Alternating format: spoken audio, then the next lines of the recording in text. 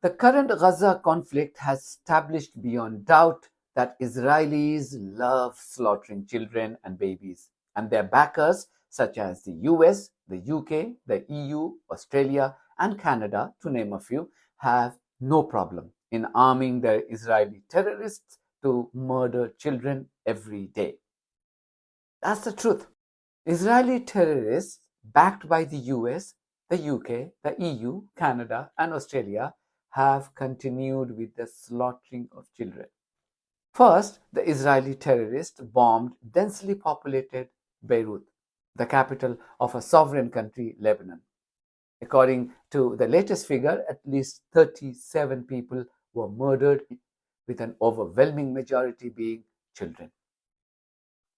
Just imagine the outrage from the backers of Israeli terrorists in the White House and the State Department, or even here at the 10 Downing Street, if a similar strike by Hezbollah or another country's army had targeted a densely populated part of the stolen land of Palestine, also known as Israel. Imagine the outrage if that strike had killed Israeli children.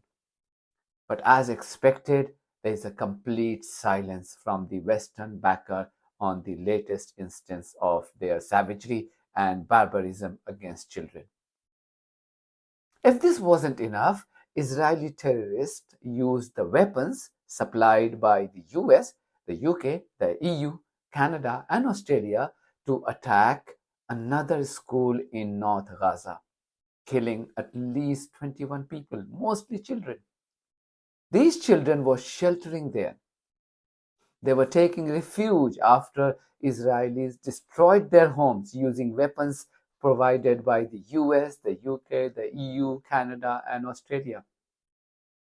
Now you can see a pattern on how Israeli terrorists love slaughtering innocent children and babies, and how their backers in the US, the UK, the EU, Canada, and Australia also relish the sight of innocent children being executed using their weapons. And these terrorist nations, killers of children and babies, have long told us that they care about humanity and they champion justice system, they champion rule of law. Of course they do. They indeed do care about humanity and champion justice as long as their own people are adversely impacted by their violence.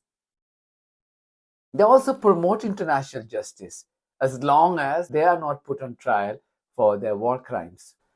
As if the whole of Gaza conflict was not enough to expose the true face of the Western world and their support for a rogue terrorist country, Israel, we saw another ugly face of Israeli terrorists, how with the support of the US, the UK, the EU, Australia, and Canada, these human animals brutalized the population in the West Bank, occupied West Bank, and then humiliated their dead bodies by throwing them from the roof. And when they saw a reporter capture their act of savagery on camera, they tried to shoot that reporter dead. And how did the war criminal John Kirby in the White House react? Of course, by saying that Israeli terrorists will investigate their own war crimes. Once again, isn't it amazing? Isn't it how the justice system works world over in the so-called civilized countries? How did the BBC report this crime? Yolande Knell, BBC's Middle East representative, I refuse to call her a journalist because to me she is a disgrace to this profession. She astonishingly declared the victims of Israeli war crimes in the occupied West Bank militants. Yes, that's how she has referred to them in her latest report on BBC Online. The fact that her bosses in the BBC approved that usage shows the gutter this publicly funded media outlet's journalism has plunged into. She also makes no reference to or mention that Israeli occupation in the West Bank is illegal, declared by no less than the world's top court, the International Court of Justice. The United Nations General Assembly only last week adopted a resolution with an overwhelming majority calling Israel to end its illegal occupation. Is it a mere coincidence that these individuals, like Yolande Knell, have decided to disgrace the profession so shamelessly without any sense of remorse?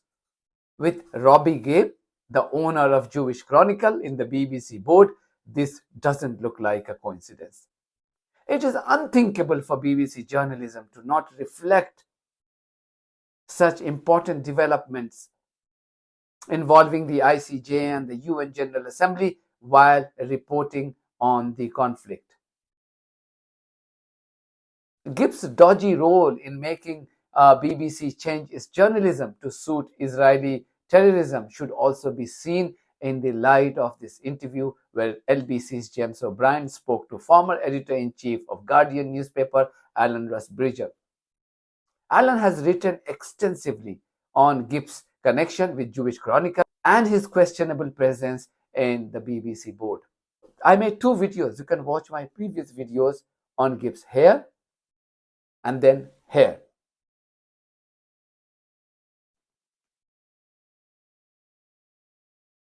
But first, watch Alan's brutal analysis explaining the downfall in BBC's journalism.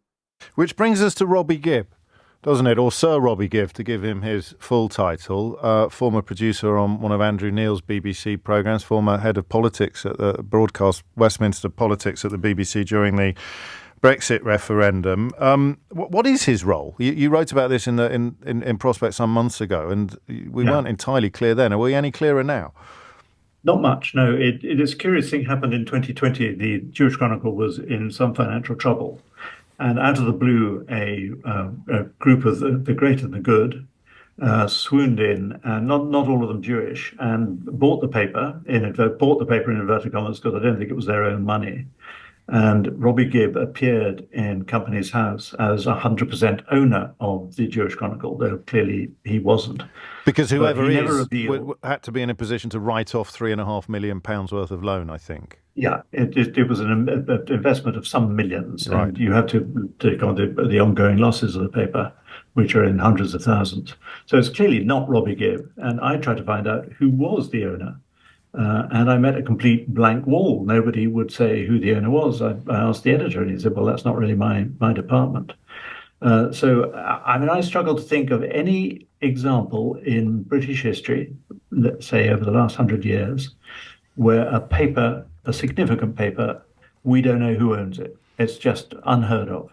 And yet that's the stance that they've continued to the day. And this is significant because Gibb, as the 100% owner of the Jewish Chronicle, if he still is, sits on the crucial key editorial standards committee of the BBC, which the chairman, Samir Shah, said is about to investigate the BBC's coverage of the Middle East and Gaza.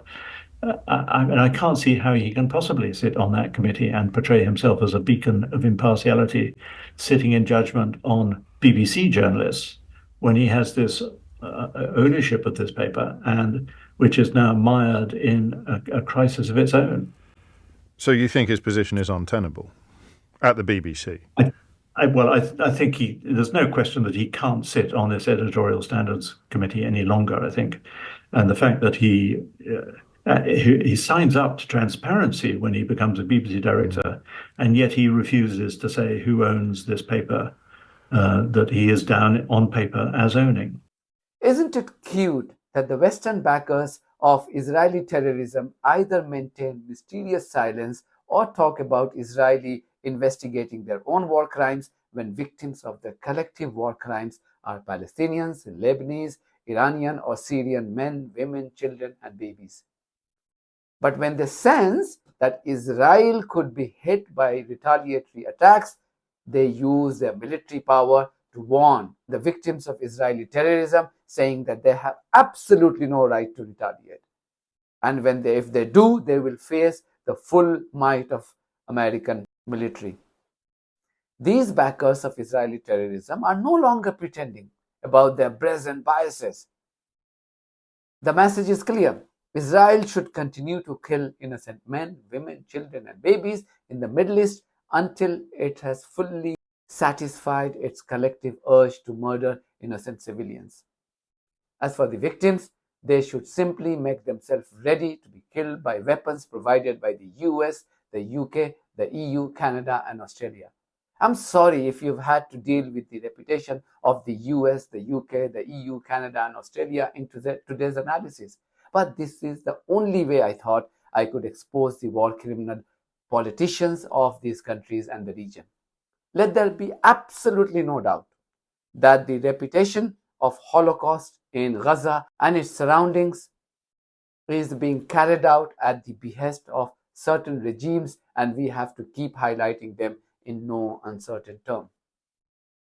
That's it from me. Thank you very much for your support of this platform on buymecoffee.com and Patreon. If you do think that this platform is worth supporting, then you too should become part of it. In the meantime, if you haven't subscribed to my channel, please do so, because that's one of the many ways you can support independent journalism. God bless you all.